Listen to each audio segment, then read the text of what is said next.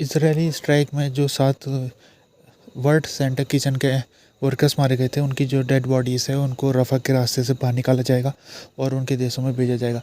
तो ये जो 7 वर्कर्स जो मारे गए, ये इन 3 वर्कर्स का जो संबंध है यूके से, एक यूएस और कनाडा का ड्यूल सिटीजन है, एक पोलैंड से, एक ऑस्ट्रेलिया से और एक फ़िलिस्तीन से है।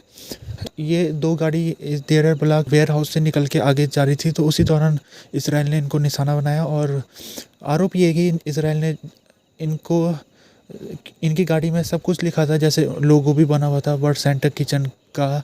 और इसके अलावा अगर इसराइल लगता है कि उसने अनजाने में स्ट्राइक कर दिया, लेकिन उसको देखना चाहिए था, यहाँ पर गंभीरता को समझना चाहिए था, क्योंकि ये जो कॉरिडोर यहाँ पर निकला हुआ है, जिसको ह्यूमैनिटेरियन कॉरिडोर भी कहते हैं, उसी कॉरिडोर के रास्ते में हमला हुआ है ये। तो आमतौर में ये कॉरिडोर का इस्तेमाल एनजीओ के वर्कर करते, तो ऐसे मौके में जब ये कॉरिडोर में ही ये लोग जा रहे थे, तो क्यों इसराइल ने इनको निशाना बनाया? इसराइल ने कहा कि हमसे गलती हो गई और हमको लगा कि हमास के टेररिस्ट होंगे, तो हमने इनके ऊपर स्ट्राइक किया, गलती से अनजाने में हो गया ये।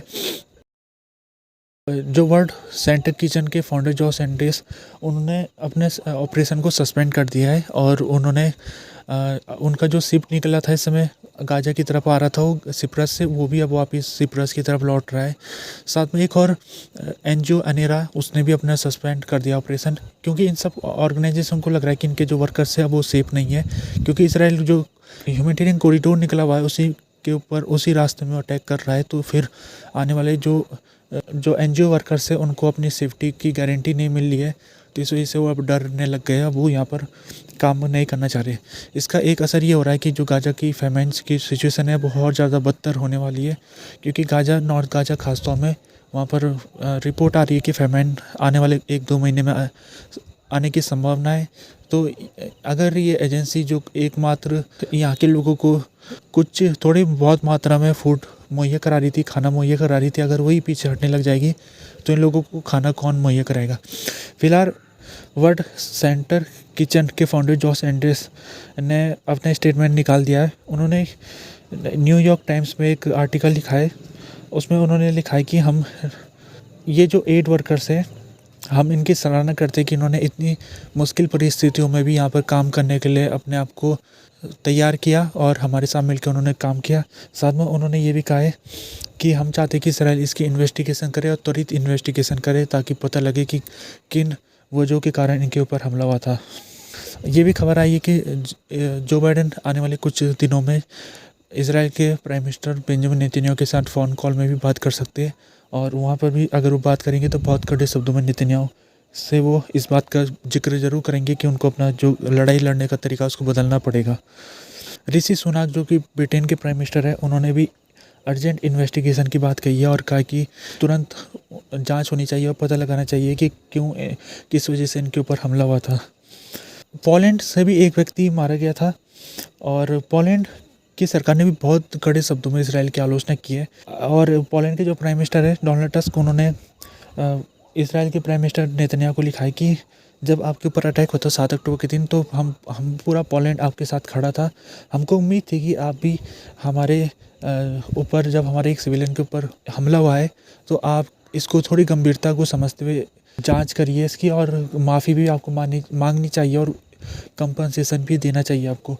तो इनका कहने का मतलब ये है कि जिस तरह से नेतन्याहू का कमेंट आया कल के दिन, जिसमें उन्होंने कहा कि गलती से ये इंसिडेंट हो गया और लड़ाई में ऐसा होता है, ये लड़ाई का पार्ट है, ये नेतन्याहू के उनके ये शब्द हैं।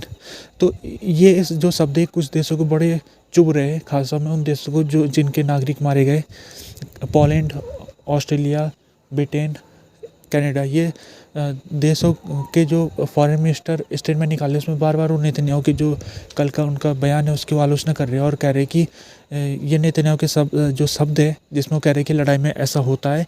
इसराइल चाहे तो इन सब चीज़ों को रोक सकता है, वो चाहे तो सप्लाई को बहाल कर सकता है, वो चाहे तो एयर स्ट्राइक को बंद कर सकता है, ऐसा वो कर सकता है, लेकिन इसके बावजूद वो नहीं कर रहा है। तो पोलैंड के प्राइम मिनिस्टर ने भी कुछ ऐसी कहा है। उन्होंने कहा कि आपको भी, जैसे हमने आपके साथ सॉलिडेरिटी दिखाई थी 7 अक्टूबर के दिन, आपको भी अब जो कल इंसिडेंट हुआ है, आपको थोड़ा गंभीरता उसको समझ के उसकी जांच करिए और ऐसा काम करिए जो आने वाले समय में इस लड़ाई में दूसरी ऐसी हरकत ना हो सके, ऐसा कोई दूसरा एक्सीडेंट ना हो सके। ऑस्ट्रेलिया के प्राइम मिनिस्टर एंथनी एल्बनीज़ ने भी ये कहा है कि उन्होंने बेंजामिन नेतन्याहू के साथ फ़ोन में बातचीत की है और उसमें नेतन्याहू को उन्होंने कहा कि हम बहुत इससे दुखी है हम, जो हमारा एक व्यक्ति मारा गया था। ऑस्ट्रेलिया के फॉरेन मिनिस्टर पेनी वोंग, उन्होंने भी कहा है नेतन्याहू से कि आपको लड़ाई का कोर्स को चेंज करना पड़ेगा, आपको लड़ाई लड़ने का तरीका चेंज करना पड़ेगा। उन्होंने आगे कहा है कि अगर आप लड़ाई लड़ने का तरीका चेंज नहीं करोगे तो आप इंटरनेशनल सपोर्ट को खोते जाओगे। इसलिए मैं आपसे अपील करती हूँ कि आप ये लड़ाई लड़ने का तरीके को बदलिए। कनाडा के फॉरेन मिनिस्टर मेलानिया जॉली ने भी वेडनेसडे के दिन अपील की है इसराइल गवर्नमेंट से कि वो इसका इन्वेस्टिगेशन करे। यूएन ह्यूमन राइट काउंसिल में आने वाले कुछ दिनों में ड्राफ्ट रेजुलेशन के ऊपर वोट हो सकता है। ये जो ड्राफ्ट रेजुलेशन है इसको पाकिस्तान ला रखा है और इसमें कहा गया है कि आर्म्स एम्बार्गो लगना चाहिए इसराइल के ऊपर।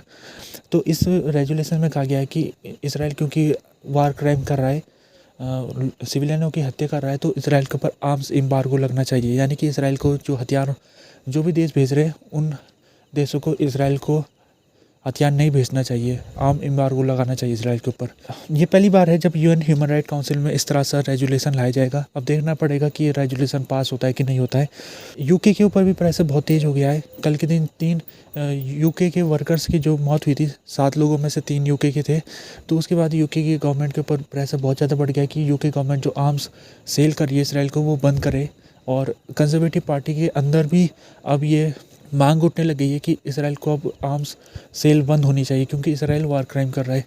और अभी एक और लेबर पार्टी इस बात को पार्लियामेंट में भी उठा रही है कि आप ये बताइए, क्योंकि हमारी पॉलिसी ये है कि कोई भी देश अगर इंटरनेशनल नॉर्म्स के खिलाफ काम करता है तो उसको आर्म्स एम्बार्गो लग जाता है उसमें। तो अभी तक ब्रिटेन सरकार ने क्यों नहीं आर्म्स एम्बार्गो इसराइल के ऊपर लगाया, ये लेबर पार्टी का कहना है, जो कि अपोजिशन पार्टी है पार्लियामेंट में।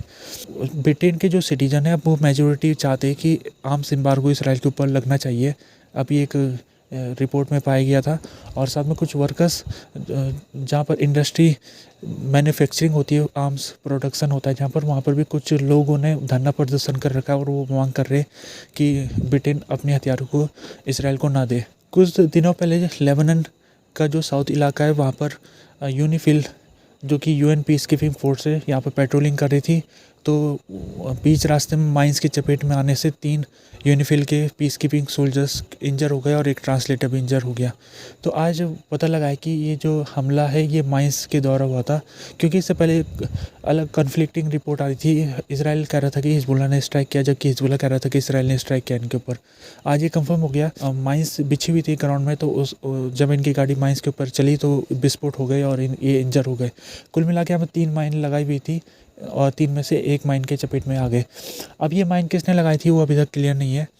तो ये जो इलाका पड़ता है, ये बॉर्डर वाला इलाका इसराइल और लेबनान का, ये बहुत तनावपूर्ण बना हुआ है पिछले कुछ 5-6 महीनों से, जब से गाज़ा में लड़ाई शुरू हुई है। यहाँ पर यूनिफिल ऑर्गेनाइजेशन जो यूएन की पीस कीपिंग फोर्स है वो इस पेट्रोलिंग करती है यहाँ पर, ताकि झड़पें ना हो इस इलाके में हिजबुल्लाह और इसराइल के बीच में। और यूनिफिल ने अपनी कुछ रिपोर्टें निकाली पिछले कुछ दिनों में, जिसमें उसने चिंता जाहिर की है कि इस जगह में एस्केलेशन बढ़ता जा रहा है। जनरल रमजान शरीफ, ये स्पोक पर्सन है ईरान पार्लियामेंट्री रेवोल्यूशनरी गार्ड के, इन्होंने इसराइल के ऊपर आरोप लगाए कि Israel prime minister Benjamin Netanyahu air strike का इस्तेमाल कर रहे हैं और एयर स्ट्राइक का इस्तेमाल वो दूसरे देशों के ऊपर करें ताकि जो इंटरनल सिचुएशन, यानी कि जो गाज़ा में उनकी लड़ाई चल रही है, उससे ध्यान भटकाया जा सके। अभी 2 दिन पहले ईरान का एक कॉन्सुलेट जो सीरिया में है वहाँ पर अटैक हुआ था इसराइल की तरफ से, जिसमें 12 लोग मारे गए। इसमें ईरान रेवोल्यूशनरी गार्ड कमांडर के एक सीनियर जनरल भी शामिल थे मारे गए लोगों में। उसके बाद ईरान ने ये इसराइल को धमका रखा है कि आने वाले समय में ईरान इसराइल से बदला लेगा। अभी यहाँ पर फ़िलहाल बहुत तनावपूर्ण सिचुएशन बनी हुई है इसराइल और सीरिया की बॉर्डर के सामने। हो सकता है कि जो ईरान है इसका बदला लेने के लिए वो फ्राइडे के दिन हमला कर सकता है इसराइल के ऊपर। तो इसराइल ने यहाँ पर जैमिंग कर रखी है, टेक्नोलॉजी अपना रखी है। उसने जीपीएस को जैमिंग कर दिया ताकि जो गाइडेड मिसाइल अगर ईरान छोड़ता है इसराइल के ऊपर तो उसको जीपीएस जैमिंग की वजह से वो मिसाइल काम नहीं कर पाएगी फिर। तो इस तरह से इसराइल ने तैयारी कर दी है। और इसराइल के जो डिफेंस मिनिस्टर योव गैलेंट, उन्होंने स्टेटमेंट निकाला था जिसमें उन्होंने कहा था कि उन्होंने सीधे तौर में इसकी जिम्मेदारी तो नहीं ली, क्योंकि इसराइल आमतौर में जो विदेशी धरती में जब वो स्ट्राइक करता है तो उसकी जिम्मेदारी नहीं लेता हो, लेकिन उन्होंने इसको संदेश दिया था कि आने वाले समय में भी हम जहाँ पर हमको खतरा दिखेगा हम उसको स्ट्राइक करेंगे।